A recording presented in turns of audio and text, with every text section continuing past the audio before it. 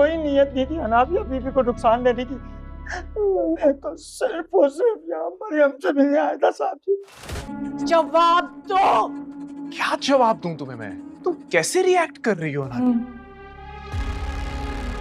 Chavez के room में सारी की सारी पाबंदियां सिर्फ और सिर्फ क्या मेरे लिए बनाई गई है? अनाबिया, तुम्हें इतना ज्यादा गुस्सा आ रहा है? मैंने पहले कभी तुम्हें इतने गुस्से में नहीं देखा। से पहले कि वो लड़की मुझे बर्बाद कर दे।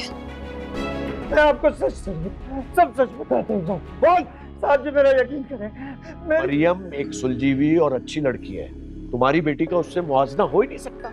मेरी बेटी का मुआवजा मरियम से मत किया करें। बिल्कुल ठीक कहा तुमने। दुनिया के पहले बाप हैं आप, जिससे सिर्फ और सिर्फ अपनी ही बेटी में नुक्स नजर आता है। इससे उसे बर्बाद कर दूंगी।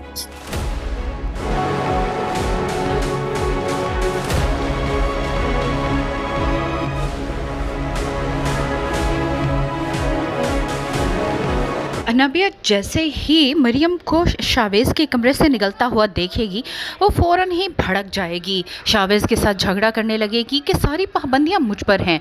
जब मैं तुम्हारे कमरे में गई थी तो तुम्हारी माँ ने मुझे बेइज्जत करके निकाला। अब इस तरह की बातें करके अनाबिया सिर्फ़ और सिर्फ शावेज़ के दिल में अपने लिए जगह कम कर रही है। शावेज़ को लगेगा कि अनाबिया खामखा गुस्सा हो रही है। अनाबिया जो कि बहुत ही शातिर लड़की है, अब वो प्लान बनाना शुरू कर देगी कि इससे पहले कि मरियम उसे बर्बाद करे, वो मरियम को बर्बाद कर देगी, क्योंकि अनाबिया का तो काम ही हर किसी की ज़िंदगी में जहर घोलना है। शकील साहब जिस तरह से मरियम के गुण गाते हैं और ये देखकर अनाबिया को और भी गुस्सा आता है। शकील साहब मरियम की तरफदारी करते हैं और अनाबिया इस बात को लेकर अब एक प्लान बना चुकी है कि किस तरह से शकील साहब के सामने वो मरियम को झूठा और बदकिरदार साबित करेगी। इसके लिए वो एक ऐसे आदमी का बंदोबस्त करेगी जिसे वो बहुत सारे पैसे देकर घर बुलाएगी। यहाँ पर वो आदमी पकड़ा जाएगा। शकील साहब जब गुस्से से उससे बात करेंगे कि आखिर वो अनाबिया को नुकसान पहुँचाने क्यों आया था, तब वो बोल देगा कि वो अनाबिया को नुकसान पहुंचाने नहीं आया था, वो तो मरियम से मिलने आया था।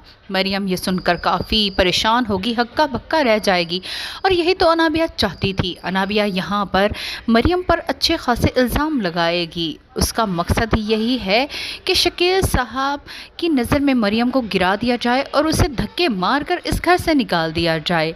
जैसे ही शकील साहब इस आदमी के मुंह से ये बात सुनेंगे तो वो बहुत ज़्यादा हैरान और परेशान रह जाएंगे।